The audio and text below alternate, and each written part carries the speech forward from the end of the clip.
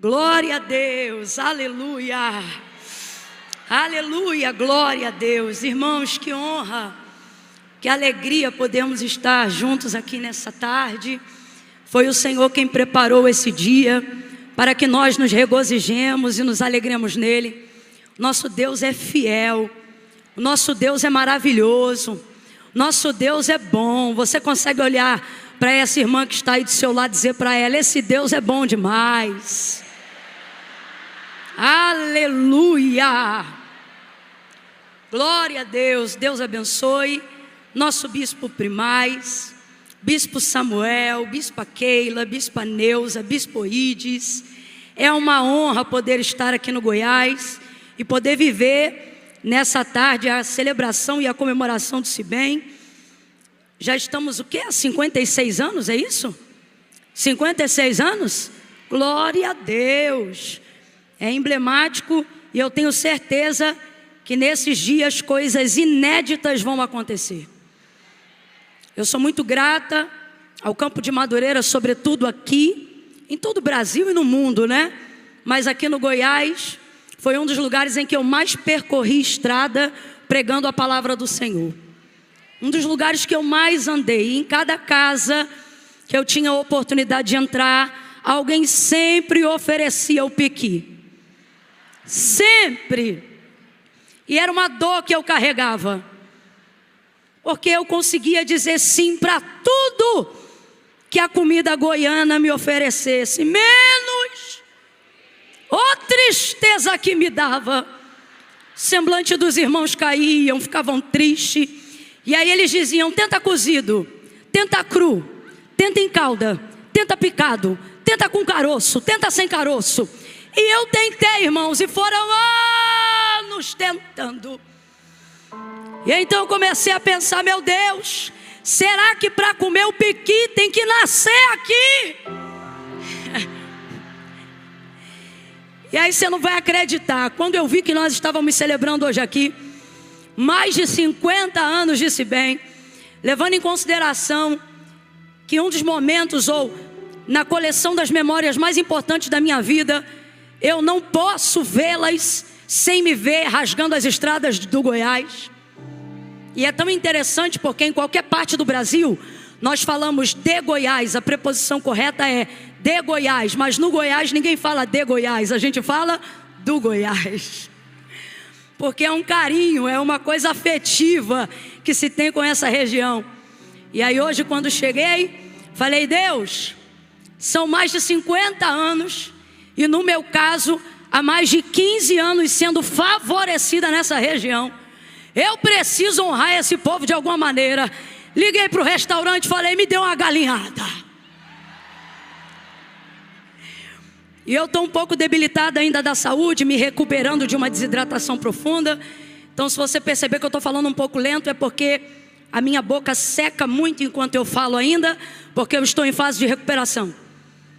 E eu disse: me dê uma galinhada. Subiu a galinhada, tinha arroz, tinha galinha e tinha... Falei: hoje vai. E fui botando a primeira, a segunda. Falei: uai, já não estou sentindo o cheiro tão forte. Uai, o gosto já não está tão forte. Vai a terceira, a quarta. Daqui a pouco eu já estava preparada para rapar o prato. Rapaz, não é que o pequi desceu hoje? Coisas inéditas vão acontecer hoje. Oi, irmãs, eu precisava compartilhar isso com vocês, porque era a única dívida que eu me sentia com o Goiás. Era ser tão bem recebida todas as vezes que eu estava aqui e ainda não ter podido desfrutar do piqui. Mas graças a Deus me formei. Agora eu também como pequi. Agora tenha calma comigo, não enche o carro não. Eu ainda estou me acostumando. Vamos ficar de pé, vamos abrir as nossas Bíblias. Livro do profeta Ezequiel, capítulo de número 37. Glória a Deus. Bispa Keila, minha amiga, eu lhe amo. Só tem dois tipos de pessoa que podem não gostar de você: o diabo e o endemoniado. Porque não tem como. Não tem como. Glória a Deus, é bom estarmos aqui. Livro do profeta Ezequiel, capítulo de número 37. Quantos acharam? Digam amém. Eu preciso de 15 irmãs de oração que vão abrir mão de dar atenção total à mensagem para dar atenção total ao ministério da intercessão por aquele que está trazendo a mensagem. Eu tenho 15 irmãs aqui que têm coragem de fazer isso. 1, 2, 3, 4, 5, 6, 7, 8, 9, 10, 11, 12, 13. Eu estou levando a sério, hein? 14, 15, maravilha, já contei 20. As outras podem dar atenção total. As que levantaram a mão e se comprometeram, eu preciso de oração. Diz assim o texto: veio sobre mim a mão do Senhor, e Ele me levou no Espírito do Senhor, e me pôs no meio de um vale, que estava cheio de ossos, e me fez andar ao redor deles, e eu vi que eram muito numerosos sobre a face do vale, e eles estavam sequíssimos. E Ele me perguntou: filho do homem, poderão viver esses ossos? E eu disse: Senhor Deus, Tu o sabes. Então Ele me disse: profetiza sobre esses ossos e diga-lhes assim: ossos secos, ouçam a palavra do Senhor. Assim diz o Senhor Deus a estes ossos: farei entrar em vós o Espírito e vivereis. Porei nervos sobre vós, farei crescer carne sobre vós, e sobre vós estenderei pele, porei em vós o Espírito e vivereis. Então sabereis que eu sou o Senhor. Portanto profetizei como Ele me deu ordem. E enquanto eu profetizava, houve um ruído, um barulho, e os ossos se ajuntaram, cada osso ao seu osso. Olhei e vieram nervos sobre eles, e cresceu carne sobre eles, e estendeu-se sobre eles pele, mas não havia neles espírito. Então Ele me disse: profetiza ao Espírito, profetiza ao Filho do Homem, e dize ao Espírito, e assopra sobre estes mortos, para que vivam. Profetizei como Ele me ordenara. Então o Espírito entrou neles e viveram. Então o Espírito entrou neles e viveram. Então o Espírito entrou neles e viveram. Então o Espírito entrou neles, entrou neles, entrou neles. Vai entrar em você, vai entrar em você. Entrou neles e eles viveram e se puseram em pé, um exército grande. Diga comigo: grande. Diga: grande. Um exército grande e extremo. E você diga amém por essa palavra. Não se assente ainda. Eu vou contar de 1 a 3. Quando eu disser 3, você vai liberar uma palavra que determina o rumo profético daquilo que Deus tem nos confiado como verdade para essa tarde. Quando eu disser 3, você vai dizer assim à pessoa que está ao seu lado: tudo começa no Espírito. Eu não contei até 3 ainda. Isso é ansiedade. Jesus te cura hoje. Quando eu disser 3, você vai dizer: comece no Espírito. Essa é a palavra. Comece no Espírito. Quem entendeu, diga amém. É 1, é 2, é 3. Diga. De novo, diga. Senta dando glória a Deus, entendendo que tudo começa no Espírito. e termina no espírito. Passa pela alma, passa pelo corpo, mas começa no espírito e termina no espírito. Só para eu ter certeza que você está comigo. Começa e termina. Com o passar dos anos, principalmente depois da década de 80 para cá, a partir dos anos 90, entrando nos anos 2000, a gente percebe um enfraquecimento da robustez espiritual de alguns lugares, algumas pessoas, alguns ministérios. Quantas vezes percebemos que de um tempo para cá, muito mais da nossa atenção e da nossa energia vem sendo dedicado ou dedicada para conquistarmos coisas pessoais na nossa vida. Há um clamor incógnito, sutil, dentro da nossa alma, de dar uma resposta para a sociedade de que nós somos bem-sucedidos. E queremos usar o nosso sucesso pessoal para a glória de Deus, a fim de que tudo que pedimos para que Deus faça em nós, Deus faça para a glória dEle, mas queremos que Ele faça questão de que essa glória se manifeste em cima do sucesso que eu quero ter. Deus, me enriqueça para a glória do Teu nome, me dê saúde para a glória do Teu nome, me favoreça para a glória do Teu nome, para que Te conheçam através do meu sucesso, sucesso ministerial, sucesso patrimonial. A realidade é que, infelizmente, a sociedade e o mundo que nós vivemos trabalha em cima de nós, pressionando o tempo todo que nós venhamos dar uma resposta de por que somos evangélicos, por que somos protestantes, por que renunciamos isto ou aquilo, por que desejamos viver uma vida de santidade, por que abrimos mão de todo e qualquer pecado. E de pronto a nossa resposta é por amor a Deus. Mas a verdade é que no dia a dia, somos nessa tarde, começo por mim, capazes de admitir que às vezes as nossas atitudes não são tão coerentes com esse princípio que nós dizemos ter. Qual? De que tudo que temos, tudo que possuímos e tudo que desejamos ter é para que quando alguém pergunte ou para que quando alguém veja, possamos dizer: foi Deus que fez. Minha vida é para a glória de Deus.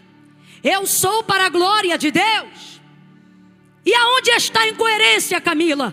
Na dedicação do tempo e da energia a Deus. Começamos a dedicar mais tempo, mais energia para o resultado e não para o processo devocional que consagra as nossas coisas de fato a Deus. Eu vou tentar falar mais abertamente, que é para todo mundo entender. Miramos um alvo, queremos a realização daquilo, e então oramos a Deus e dizemos: Senhor, abençoe aquilo que eu quero, abençoe a casa que eu quero ter, abençoe o carro que eu quero ter, abençoe a família que eu quero construir. Nós apontamos o que queremos e então pedimos para Deus abençoar o alvo do nosso desejo. Estou falando verdade ou mentira, gente? E a verdade é que sabemos que o correto é que as coisas não girem em torno de mim, mas elas girem em torno da vontade de Deus. Então logo o ideal não seria eu escolher o que eu quero e pedir para Deus abençoar, mas seria eu orar para que Deus dissesse para mim o que Ele quer, e então eu trabalhasse em cima do desejo dEle, da realização dEle, do que levanta o nome dEle, do que faz ele conhecido e não eu, do que faz ele afamado e não eu, do que faz ele sorrir e não eu, do que faz ele ser reconhecido e não eu. A nível de princípio, dentro de um padrão de moralidade espiritual, achamos que estamos fazendo certo, mas a pergunta é: se de fato tudo que temos e tudo que possuímos, queremos que Deus seja glorificado nisso, porque o tempo da nossa vida espiritual diminui e o tempo do nosso trabalho aumenta cada dia mais.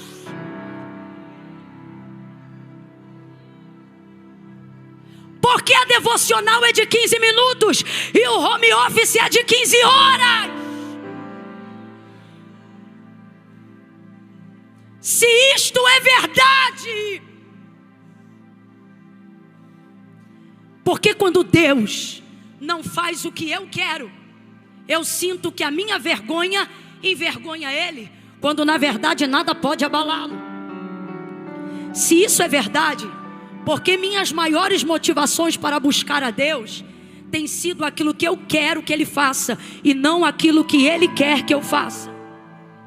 Se isso é verdade, por que jejuar tem sido tão difícil? Se isso é verdade, por que a gente só funciona com campanha em época que a coisa fica apertada e difícil? Se isso é verdade, por que não dobramos mais os joelhos de madrugada? Se isso é verdade, porque a nossa vida espiritual se tornou algo que é terceirizado.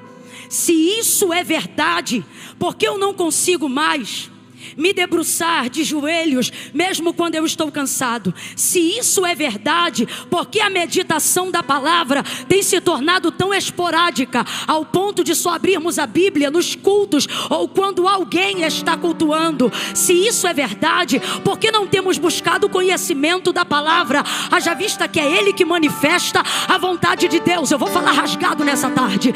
Aí depois a gente não entende, porque estamos tristes, porque alcançamos realização pessoal, estabilidade financeira, mas não entendemos porque o desejo de morte continua sendo maior do que a fome de vida.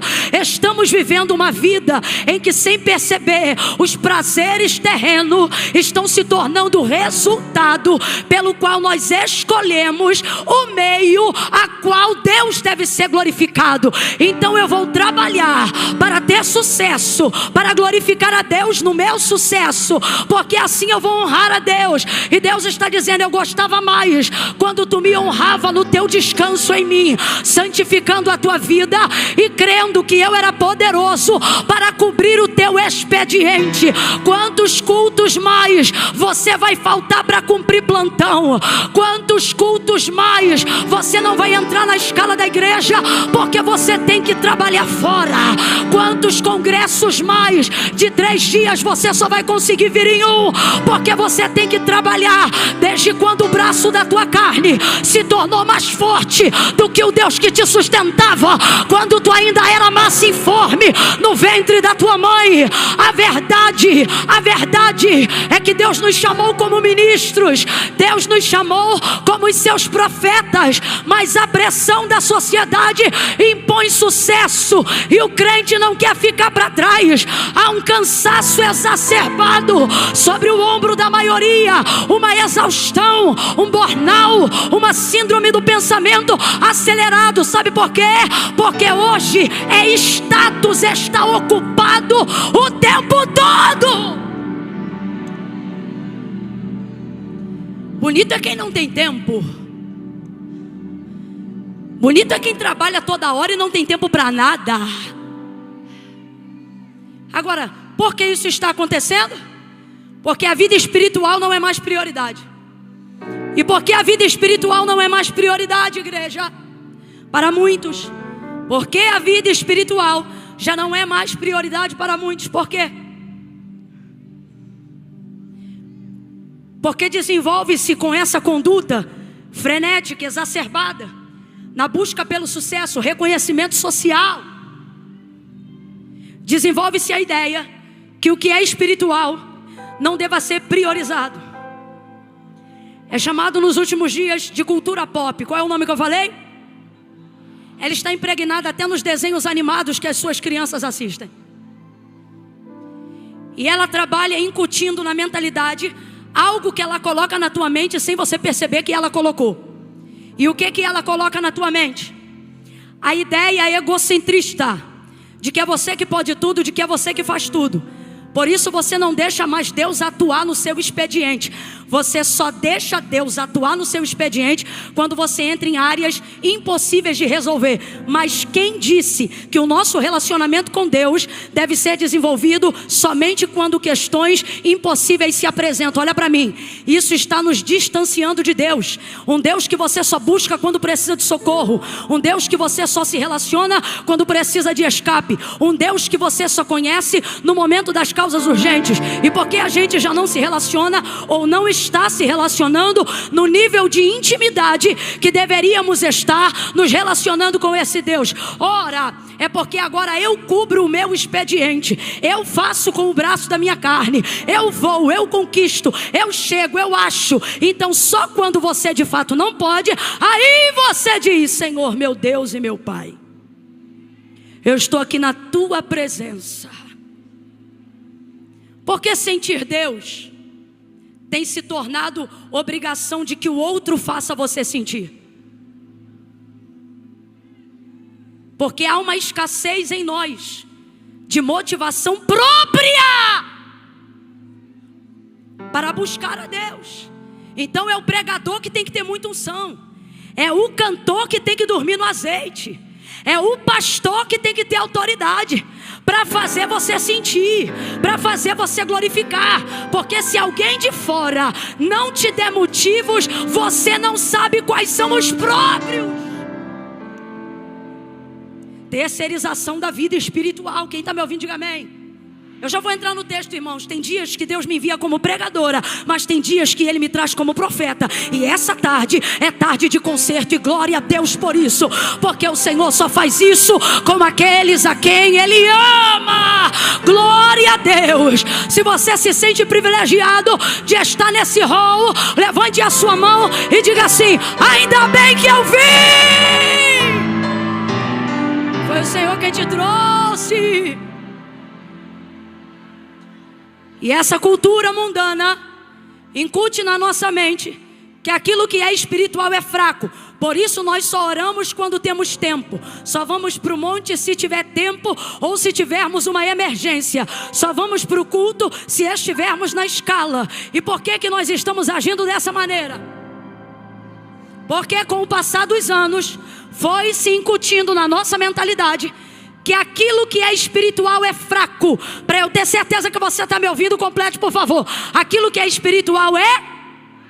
Isso foi incutido na nossa mentalidade desde os desenhos, desde os filmes que mostravam um mundo espiritual com fantasmas que não conseguiam segurar nada, porque eles eram espírito.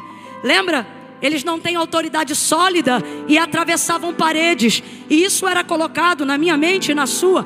Isso é um exemplo pífio que eu estou dando, mas só para você entender. Foi colocando-se na nossa mentalidade a ideia de que a carne vem primeiro, que o corpo vem primeiro, que o que é visto tem mais importância, que aquilo que eu posso tocar, aquilo que eu posso segurar é mais forte, é mais sólido. Mas essa não é a verdade. Talvez eu esteja lhe dizendo algo que você pense: ah, Camila, eu sei disso, mas será que sabe mesmo? Porque se você tivesse uma noção real do que é o mundo espiritual, eu duvido muito, irmãos, que nós estaríamos dedicando, aqueles que mais dedicam, estão dedicando 20% de tempo para a sua vida espiritual. E os outros não dedicam nada, navegam na onda de quem tem dedicado alguma coisa. Todo o outro restante vai para a família, vai para o trabalho, vai para a obra, até para a obra da igreja. Queremos espiritualizar até deixamos de espiritualizar até o serviço eclesiástico. Se tornou uma norma administrativa. Eu vou porque meu nome está na escala, mas já não faço mais aquilo com quê? De adoração, com motivação de entrega. Reclamo da farinha de trigo que me pediu na cantina. Por quê? Porque agora é só trabalho. Meu nome na escala de limpeza de novo. Reclamo de novo, porque para mim é só trabalho. Foi-se o tempo que alguém passava um pano no banco 2 vezes na semana, dizendo: Deus, eu estou aqui porque eu amo servir a tua casa. Para mim esse trabalho ainda é espiritual.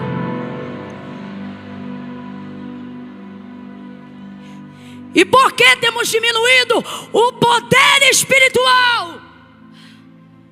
Porque ele não ocupa mais o lugar de relevância que sempre ocupou na nossa vida. E porque ele não tem ocupado mais? Porque a maioria de nós aqui alcançou o sucesso. Você não precisa mais orar para a comida chegar. Agora você tem uma vida estável, que você tem dinheiro para pagar a conta do mês. Mas quando você não tinha, orar pelo mês era prioridade. Você fazia até campanha de primícias.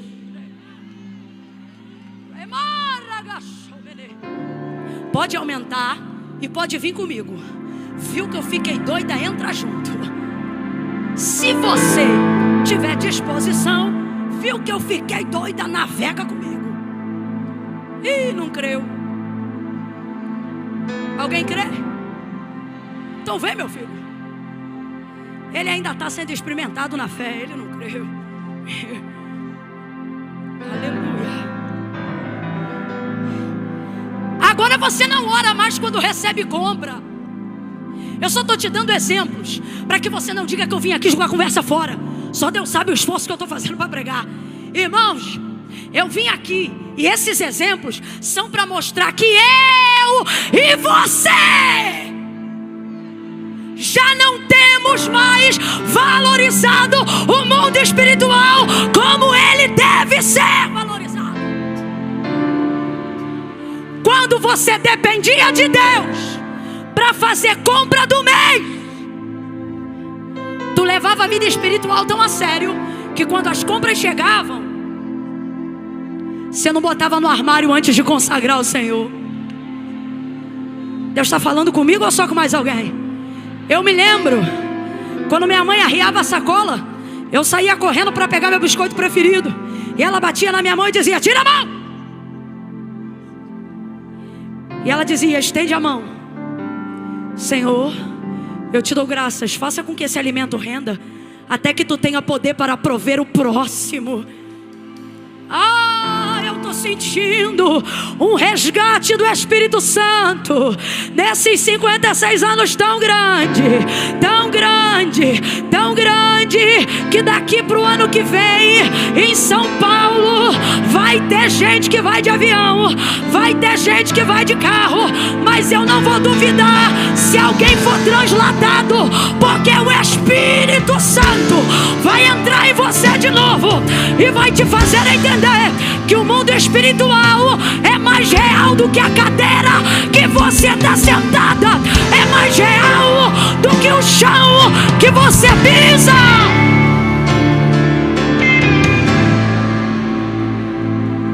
Com roupas era a mesma coisa. Comprava roupa, quando minha mãe me via usando roupa nova, ela já dizia: já orou?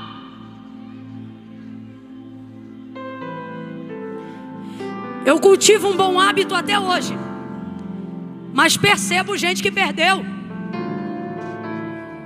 hábitos que a gente pensou que jamais se perderiam em nosso meio. Sabe do que eu me lembro? Não se tinha coragem de ingerir uma refeição sem fazer uma oração. Você orou hoje antes do almoço? Irmãos, não se saía de casa sem fazer a devocional. Não, depois eu oro. Deus está vendo que não dá tempo. Deus está vendo que não é mais prioridade. Agora eu tenho que falar rasgado, que é para todo mundo entender. Eu não vim aqui questionar o nosso cristianismo. Eu vim refletir pela maneira como nós estamos exercendo. Presta atenção. Deus não tem dúvida que na nossa vida Ele é o único. Quem está me ouvindo aí, diga amém. Redobre a atenção. Deus não tem dúvida, Porque nós não temos dúvida de que na nossa vida Ele é o único.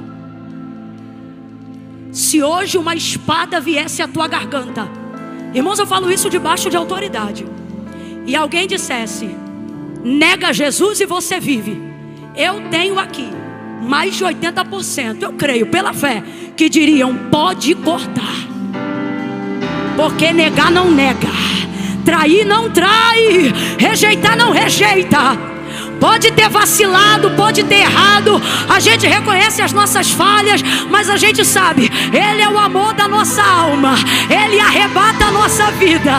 Ninguém é pra gente o que Ele é pra gente. É Ele que levanta o nosso corpo da cama, é Ele que nos dá graça quando a gente diz que não aguenta mais, é Ele que diz: suporta mais um pouco. É Ele, é Ele, é Ele. Então Ele sabe que Ele é o único. Os outros têm mãos, mas não carregam, tem pés, mas não caminham, tem olhos, mas não veem. Mas o nosso Deus tem olho como chama de fogo, e a gente reconhece a autoridade dele. Ele não é um ancião aposentado, Ele é a raiz de Jessé, o lírio dos vales, a resplandecente estrela da manhã. Quem o trocará? Quem mudará de Deus? Quem o negará? Não negamos, não traímos.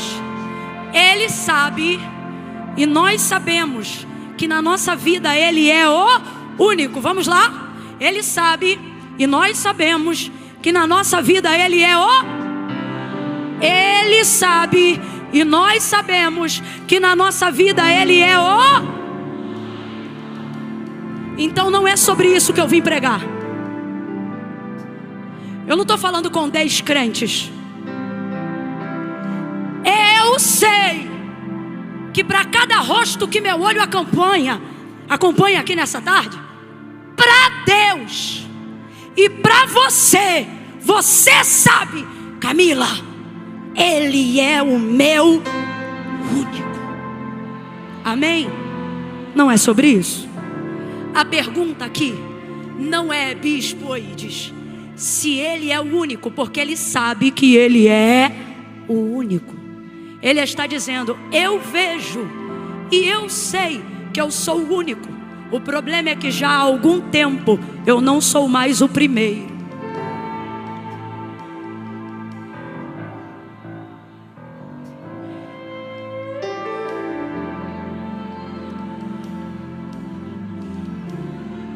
Eu glorifico a Deus pelo seu comportamento.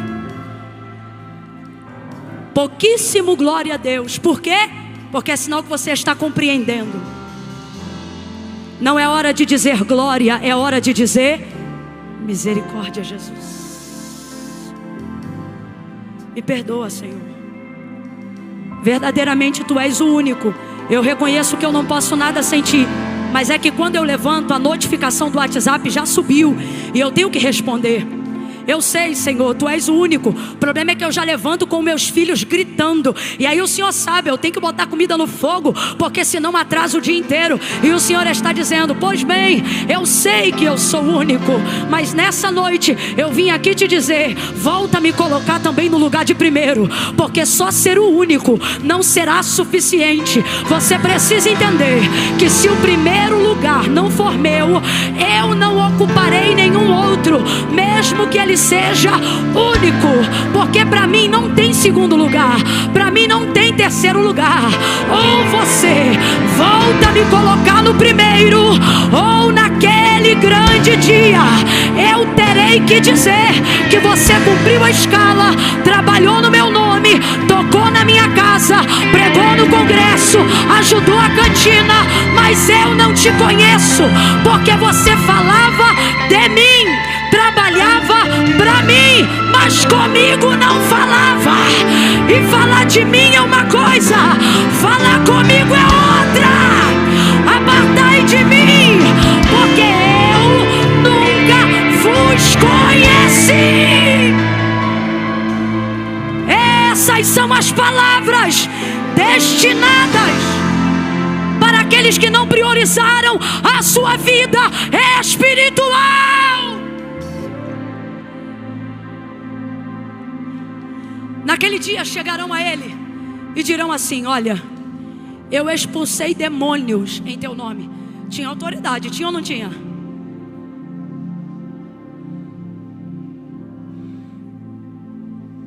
Curei. Rapaz, tem noção do que é você dizer a um cego: veja, e o homem vê? Em teu nome eu curei. Então tem autoridade, tem ou não tem? Tem dom, tem ou não tem? Tem serviço, tem ou não tem? Ou você acha que é ímpio, que vai chegar no tribunal e vai dizer: falei no teu nome. Rapaz, o desviado está pregando? O ímpio que está no caminho da iniquidade tem prazer em mencionar Deus? Claro que não. Então quem é que está falando? Crente. Quem é que está falando? Ministro. Quem é que está falando? Pregador. Quem é que está falando? Pastor. Cantor. Quem é que está falando? Profeta. Gente que tem dom, gente que tem serviço, gente que usufruiu e exerceu do dom. Partai de mim, porque eu nunca vos. Você me conheceu, mas eu não te. Você falava de mim, mas não falava. Alguém está entendendo o que Deus está falando aqui? Vou perguntar, vou pedir para você para completar de novo. É como se Deus estivesse dizendo assim: você falava de mim, mas não falava. De novo, você falava de mim, mas não falava. Você falava por mim, mas não falava. E Ele está dizendo: aqui não entra quem fala de mim, aqui entra quem fala.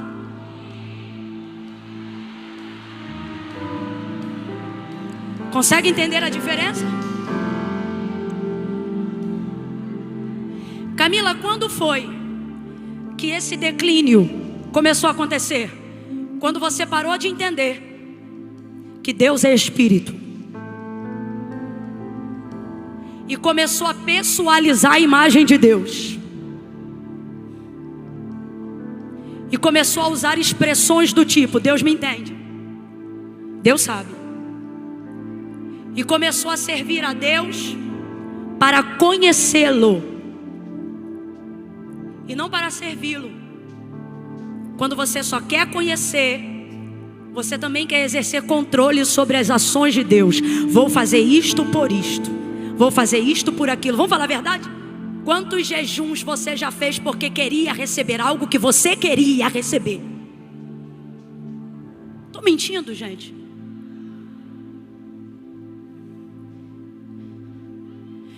João é categórico e ele diz: Deus é Espírito. Jesus é categórico e ele diz: Deus é Espírito. E convém que os que o adorem em e em. Então vamos lá, Deus é. E convém que aqueles que o adorem em Espírito e em. É o que está acontecendo, gente. O mundo espiritual está sendo priorizado na nossa vida? Não, porque queremos que a glória de Deus se manifeste na busca do nosso sucesso. Nos apartamos de doutrinas básicas, disciplinas espirituais das quais um crente não tinha coragem de buscar a face de Deus se não estivesse exercendo-as. Utilizamos a manifestação do entendimento da graça nos últimos anos como válvula de escape para pedir perdão todas as vezes que eu pecar. Só que graça não é válvula de escape para eu ser perdoada quando pecar. Graça é empoderamento para que eu não peque mais. Eu vou falar como Deus está mandando.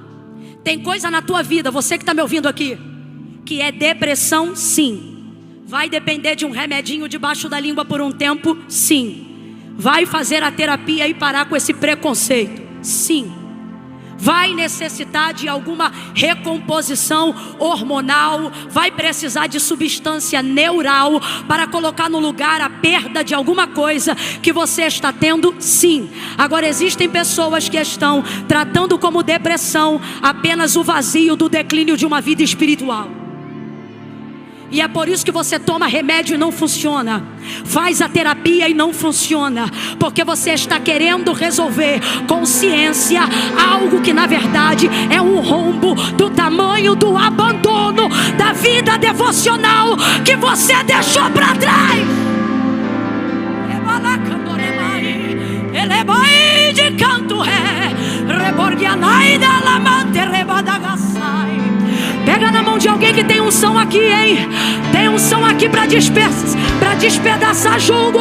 Pega na mão de alguém e diga: o que é da ciência, a ciência fará, mas o que é de Deus, remédio nenhum fará.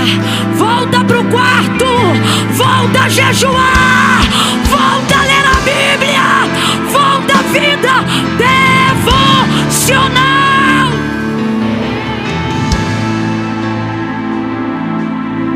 Volte a orar pelas compras. Volte a orar antes do almoço.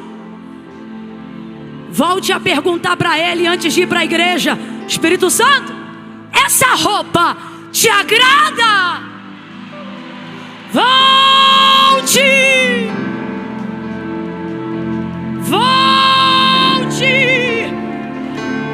Tem profeta de autoridade aqui? Ou só tem caramelo?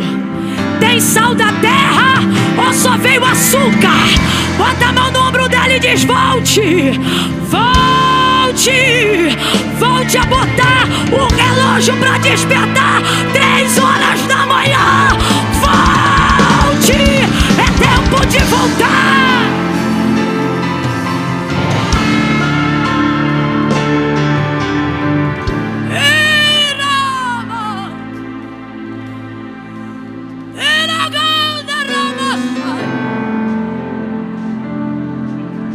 Se eu não estivesse pregando, eu já estava de rosto abaixado, fazendo com Deus um concerto e dizendo: Pai, nem amanhã não, é essa madrugada ainda eu vou ao teu encontro, é essa madrugada ainda eu vou buscar a tua face.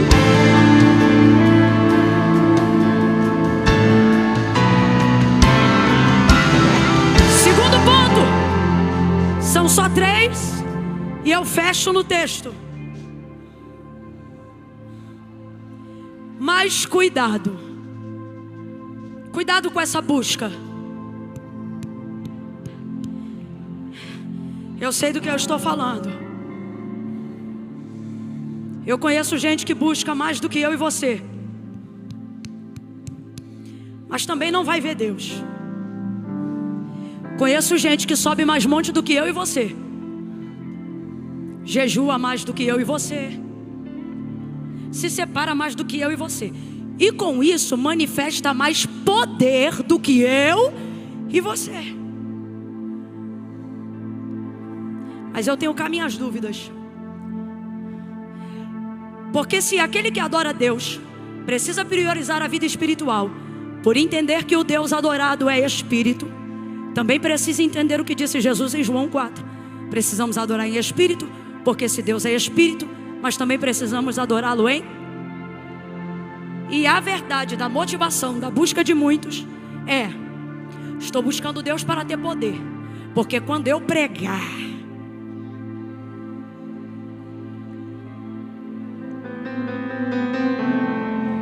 estou buscando a Deus para ter poder, porque quando eu cantar,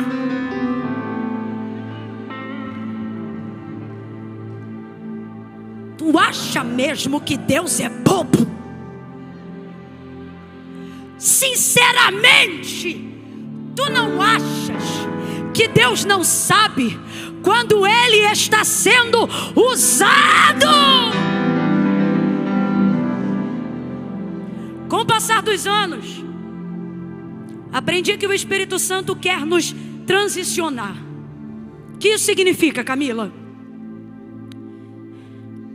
Quando você conhece a Deus, você começa a servi-lo. Amém ou não amém? É a sua maneira de demonstrar gratidão, fervor, entrega, devoção. Você serve, você serve, você serve. E quem não serve, não serve. Porque a melhor maneira de expressar para Deus gratidão é servir. servindo. Só que depois de muito tempo servindo, e ficando cansado servindo, aprendendo a ser admirado servindo, ser reconhecido pelo serviço, Deus vai te proteger da vaidade de ser glorificado. E então, por esses dias, Ele vai se apresentar diante de quem Ele está transicionando no ministério, na caminhada de fé. E Ele vai te propor uma maneira diferente de que Ele seja servido. Funciona assim, ó. Você começa caminhando e começa servindo. Vem comigo, você começa caminhando e começa de novo, você vem caminhando e começa, até que chega uma hora que Deus diz assim: não quero mais que você me sirva. Ui! E aí Ele te arrebenta dizendo assim: a partir de hoje eu só aceito o que você pode me oferecer, não se você me servir, mas se eu me servir de você. Ué, Camila, não entendi, vai entender agora.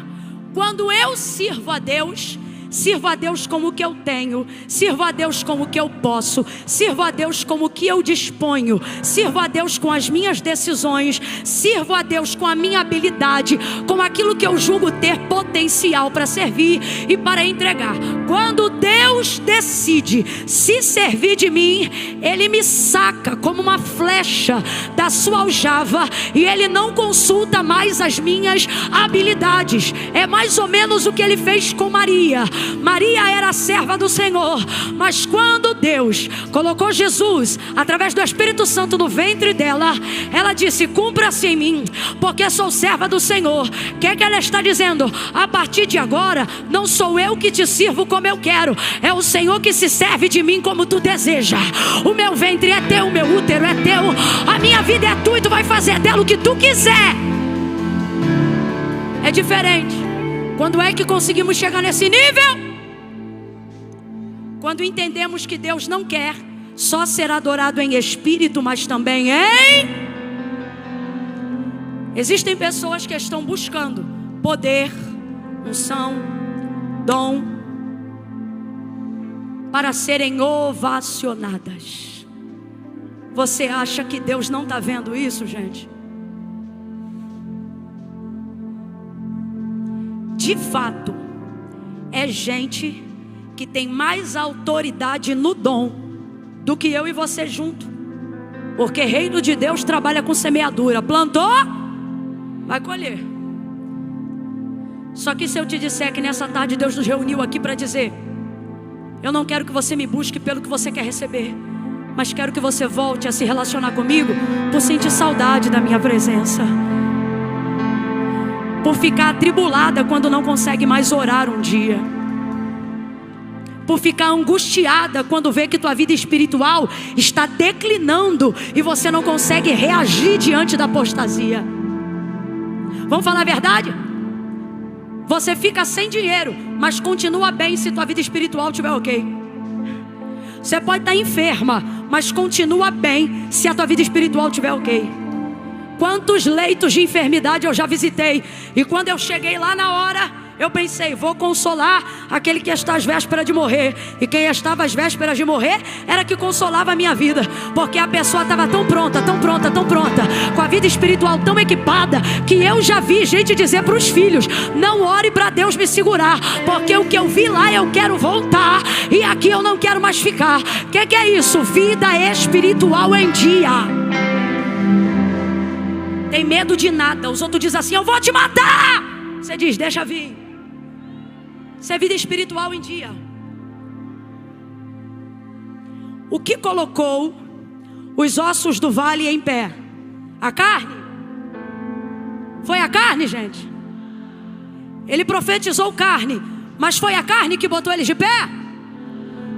Ele profetizou pele, e se cumpriu a pele, mas foi a pele que colocaram os corpos de pé? Foi a carne, gente. Foi a pele, gente. Simplesmente, quando entrou carne, nervos, tendões e pele, saiu de um vale de ossos secos para um vale de defuntos. Eu acredito que foi até mais aterrorizador. Eu me assustaria mais em ver corpos do que ver ossos. Sou só eu ou mais alguém ficaria chocado? Mas quando ele profetizou ao Espírito, quando ele profetizou ao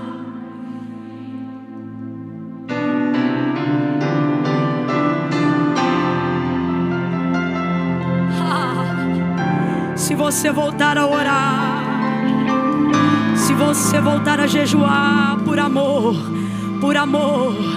se você voltar a desejar a presença dele mais que tudo, mais que o ar que você respira, mais que a água que você sente sede, se você voltar a orar em espírito, pelo Espírito, se você voltar a buscar pela motivação certa, e ao invés de dizer eu quero te servir, ter coragem de dizer sirva-se de mim.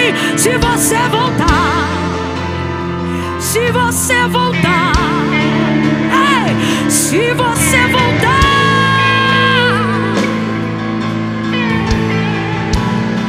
o vento vai soprar, o vento vai soprar dos quatro cantos, em todas as áreas da sua vida. Arruma espiritual, que Deus arruma financeira. Arruma espiritual, que Deus arruma conjugal. Arruma a espiritual, que Deus te ajuda na emocional.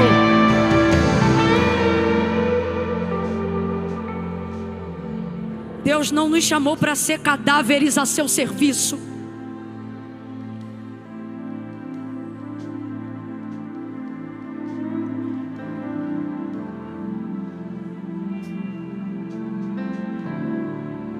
Tem pele, tem cabelo, tem escova, tem vestido, tem sermão, tem unha feita, tem dente escovado. Mas cadê o Espírito? Cadê o vigor? Cadê a ousadia? Cadê a profecia? Cadê o empoderamento que vem do alto? Cadê? Cadê? Tem casa, tem carro, tem CPF e CNPJ. Mas cadê? Cadê aquela vontade que antigamente te invadia de ganhar o bairro inteiro para Jesus? Cadê?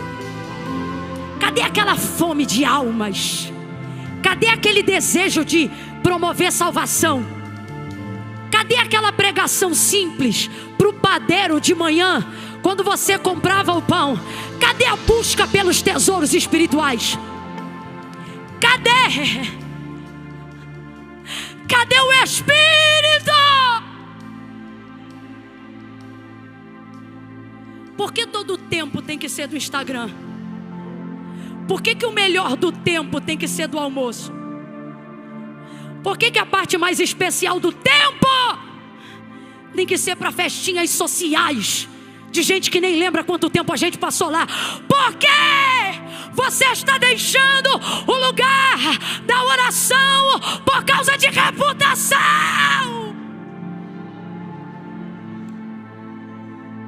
Por que a publicidade do tráfego pago na rede social é o que vai alavancar a publicidade do teu ministério? Por quê? Por que você tem que criar conteúdo todo dia? Todo dia. Irmão, nada contra. Só que eu estou falando de gente que está deixando uma lacuna que não pode ser preenchida com tráfego pago. Porque está achando que o Mark Zuckerberg agora vai fazer o que Deus só fazia quando você entrava no quarto.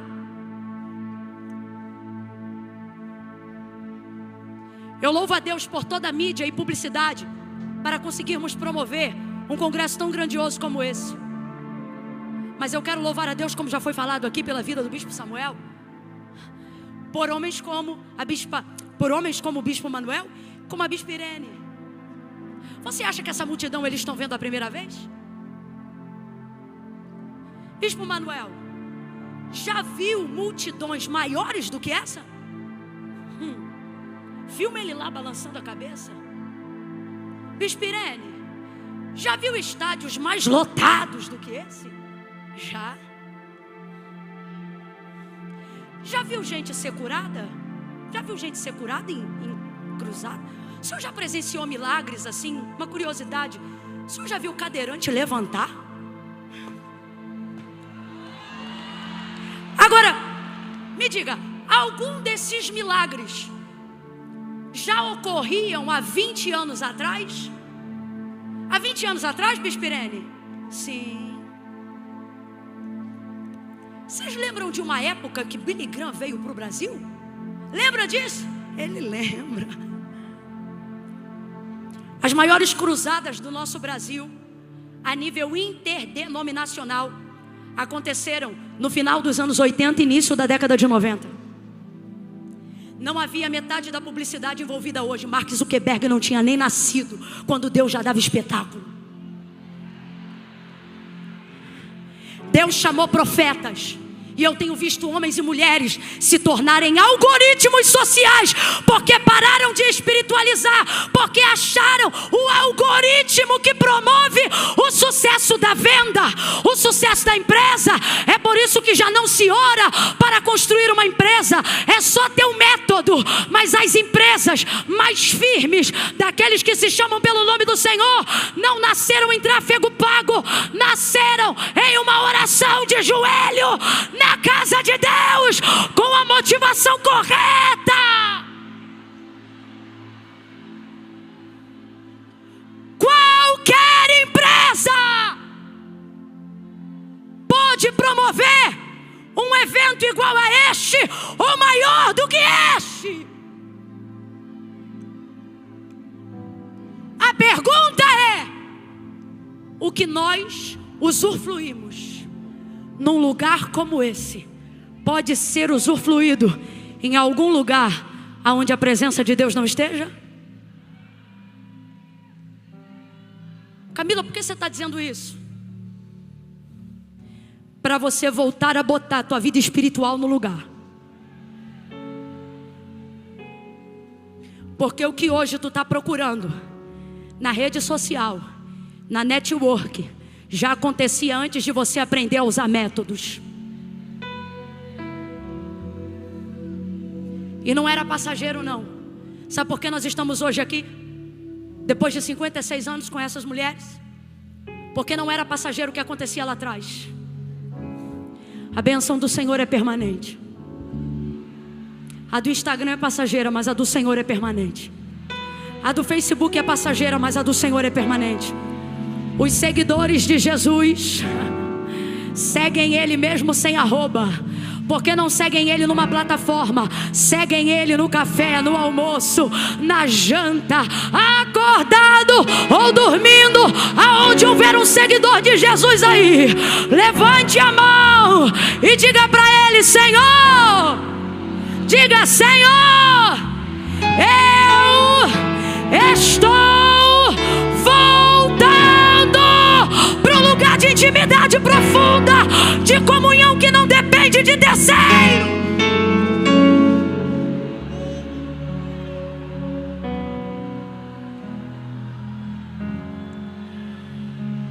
Eu não quero ser uma blusinha bonitinha num dia de congresso.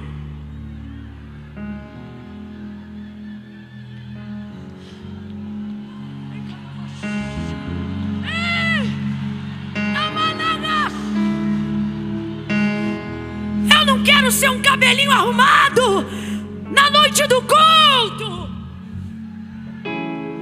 Eu quero o Espírito.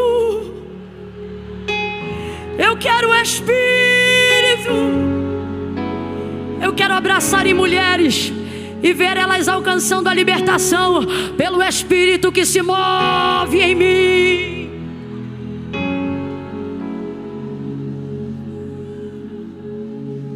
Aonde está o Espírito? Responda para essa irmã e diga assim para ela: na tua boca.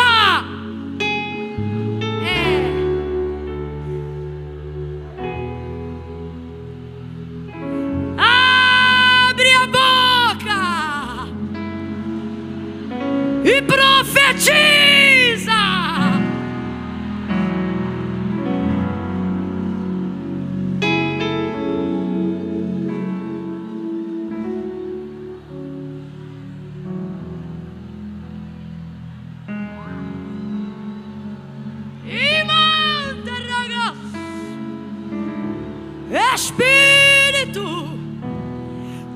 vento que sopra dos quatro cantos, sopra sobre a arena mais uma vez, mais uma vez. Traz arrepio, ressuscita o defunto, levanta com poder.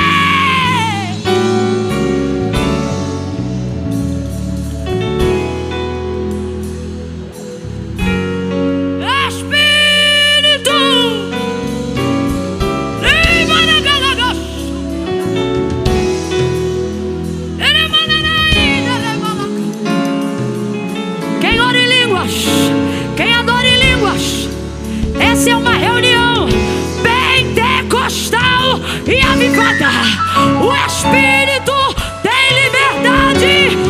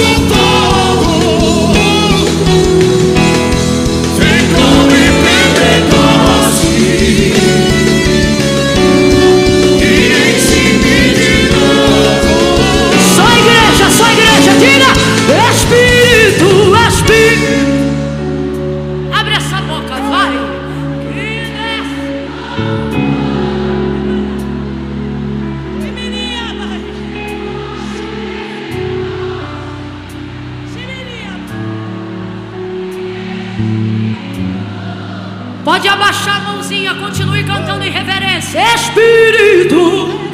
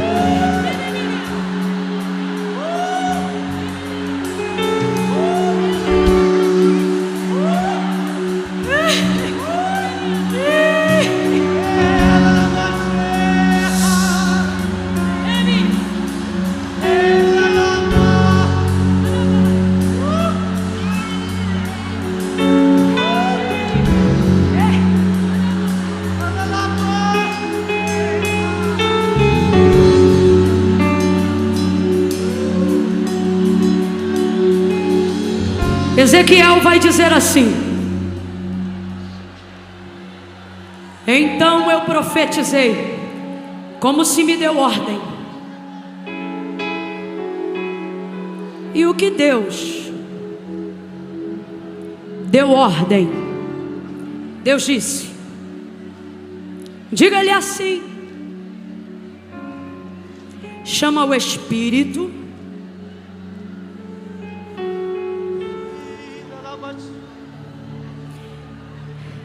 e fala para que ele entre nos ossos. Então Deus disse a Ezequiel: diga-lhe assim. E aí Deus, eu disse quem? Vai falar essas palavras: vento dos quatro cantos, sopra sobre este vale. Foi Deus que falou isso. Quem falou isso? Quem falou isso primeiro? Porventura teria a voz de Ezequiel mais poder do que a voz de Deus? Mas quando Deus fala, não acontece nada. Vocês estão me ouvindo? Quem falou primeiro foi Deus. Quem falou primeiro?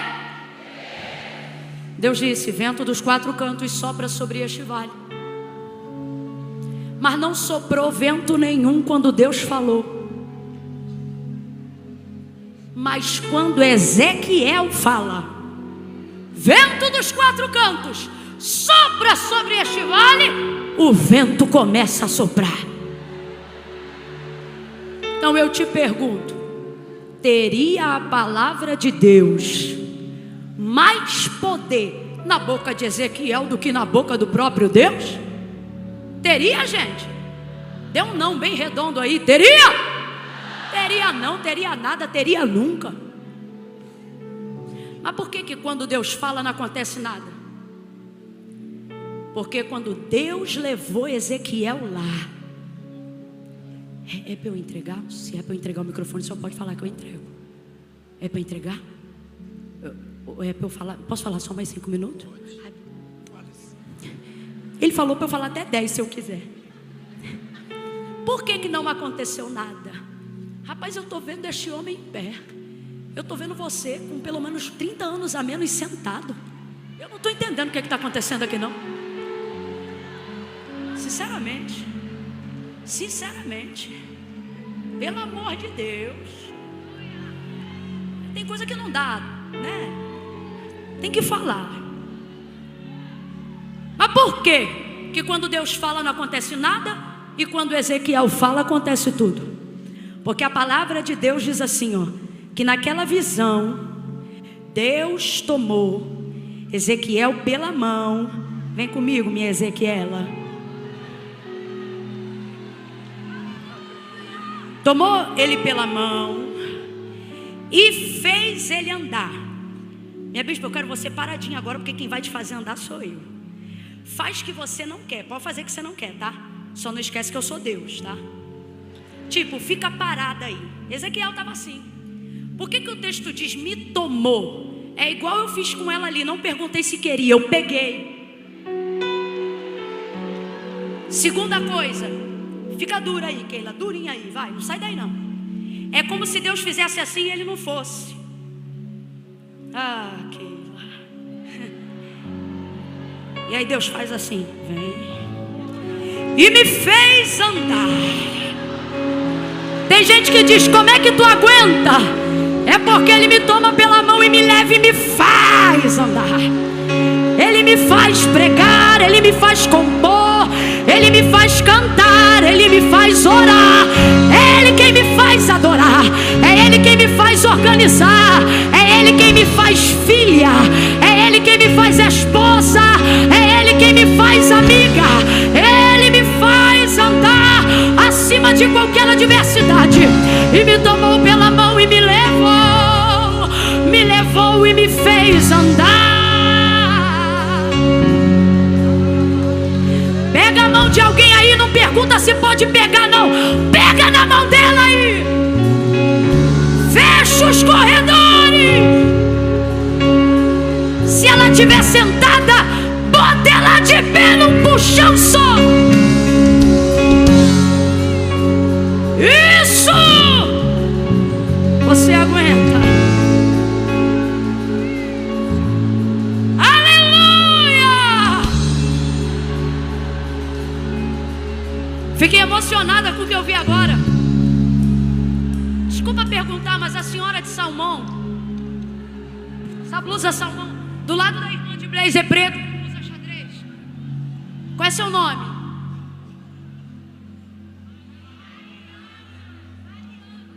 Irmã Mariana.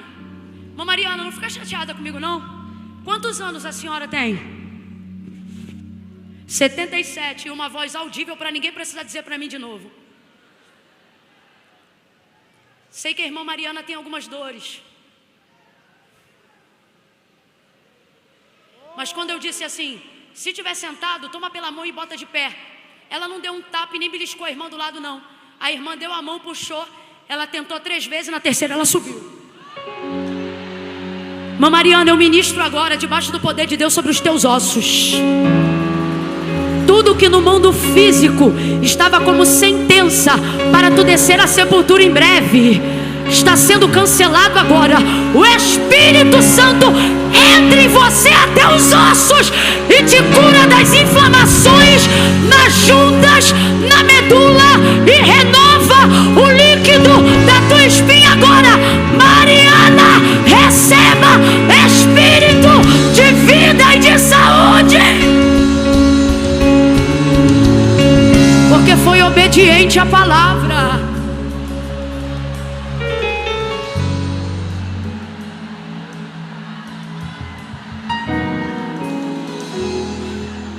Tomou pela mão, me fez andar e me disse, profetiza. E então,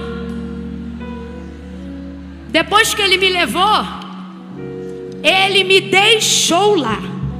Fica aí, bispa, sozinha. Me tomou, me levou e me... Solta a mão dessa pessoa agora. Fala assim pra ela, agora é contigo. Aí aqui, ó. Deus deixou Ezequiel lá, sim ou não? Sim ou não?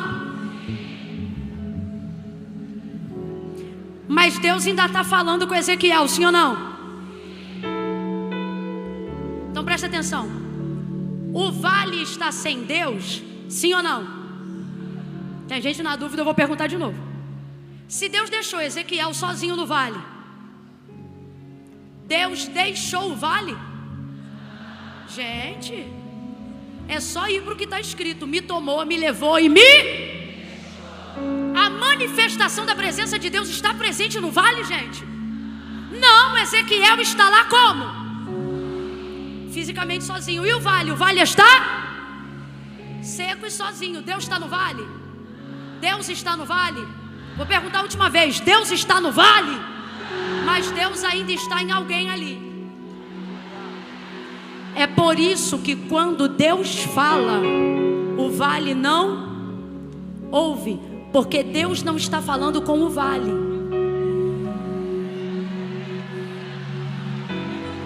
Mas Ele está falando. Veja, Deus não está falando com o vale, mas Ele está. Mas está falando com o vale? Está falando com quem? Então vou perguntar de novo: Deus está no vale? Mas está em alguém que está no vale.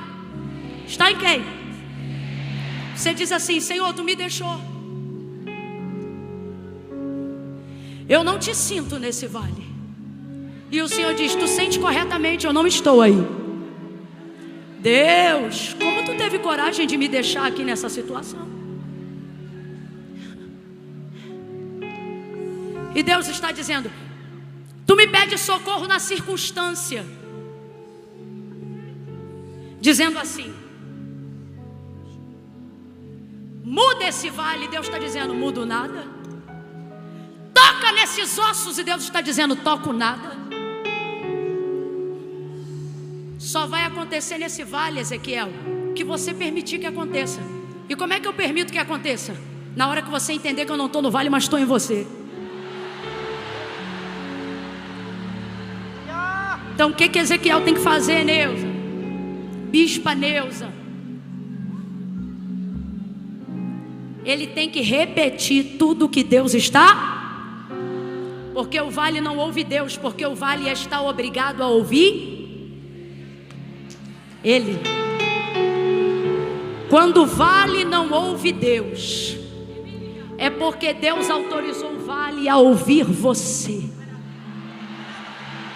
Então você não tem que esperar Deus mover no vale, é você que vai ter que se mover. Obrigada, minha amiga. Mova-se. A gente não sabe cantar aquela canção antiga que diz assim, então profetiza. A gente não sabe não, né?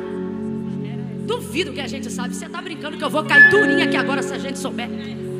Não, você tá brincando. Eu vou me soltar até agora. Então profetiza. Deixa eu só falar uma coisa antes da gente começar a profetizar. Isso aqui é muito sério. Eu vou orar e ela vai cantar. Quando ela começar a liberar essa palavra, quem é profeta vai se mexer.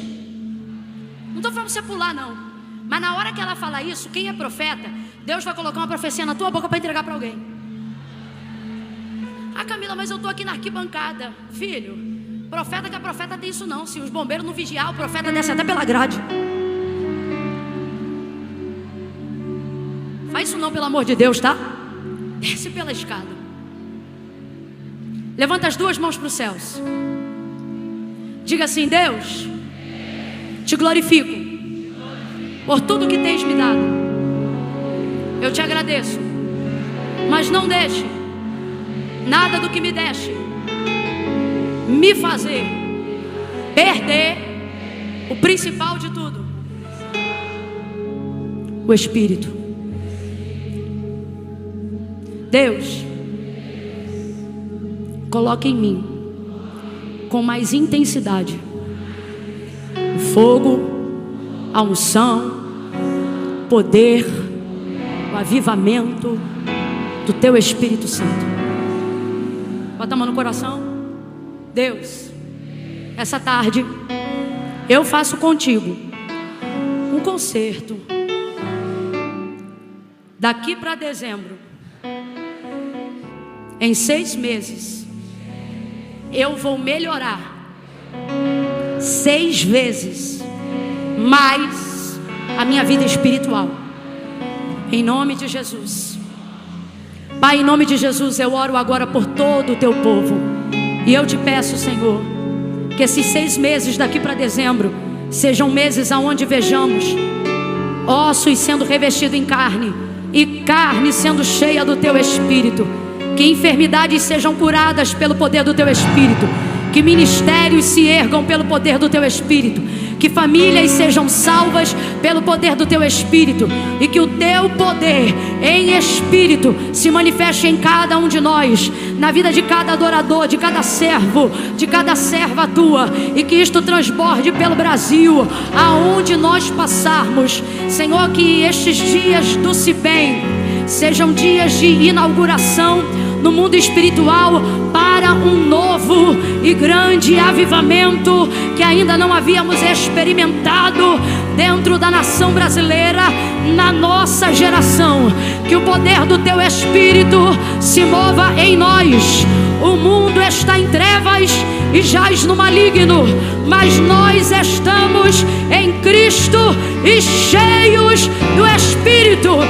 Aonde houver um profeta, um homem, uma mulher, através do Teu Espírito, usa ele, usa ela nesta noite, num abraço, num aperto de mão, numa palavra profética, e faça ele andar em Espírito, em nome de Jesus.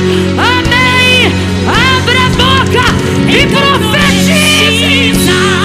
Profetiza no Espírito, porque eu, o Senhor, estou contigo e honrarei o que os teus lábios falarem. Quando profetizares, profetiza com autoridade. Entregue a minha palavra com verdade, porque ela é força, ela é vida, ela é poder, poder, poder, poder. E esses ossos secos viverão, viverão, viverão, viverão, viverão, viverão, viverão, viverão, viverão, viverão, viverão. Dá um abraço de poder nessa irmã que está do seu lado. O Espírito que desce, vem como em Pentecoste,